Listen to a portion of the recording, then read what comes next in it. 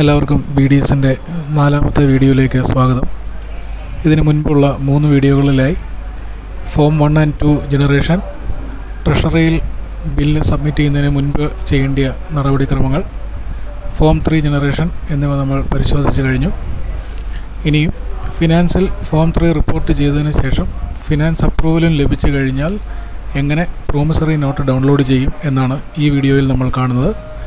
ഇത് നമ്മൾ ചെയ്യേണ്ട അവസാനത്തെ സ്റ്റെപ്പാണ്. ഇതിനായി BDSൻ്റെ ഒഫീഷ്യൽ വെബ്സൈറ്റായ bds.kerala.gov.in ലോഗിൻ ചെയ്തതിന് ശേഷം സബ്മിഷൻ ടാബിൽ പ്രിൻറ്റ് PN നോൺ LOC എന്ന ഓപ്ഷൻ തിരഞ്ഞെടുത്ത് ബില്ലിൻ്റെ വർഷവും മാസവും ബെനിഫിഷ്യറിയുടെ പേരും സെലക്ട് ചെയ്ത് ഗെറ്റ് നൽകുമ്പോൾ അപ്രൂവൽ ലഭിച്ച ബില്ലിൻ്റെ വിശദാംശങ്ങൾ നമ്മൾക്ക് കാണുവാനായിട്ട് സാധിക്കും. ഇവിടെ വ്യൂ PN എന്ന ഓപ്ഷന് താഴെയായി വ്യൂ എന്ന ആക്ഷൻ ബട്ടൺ ക്ലിക്ക് ചെയ്യുമ്പോൾ നമ്മൾക്ക് പ്രോമിസറി നോട്ട് ഡൗൺലോഡ് ആവുന്നതാണ്.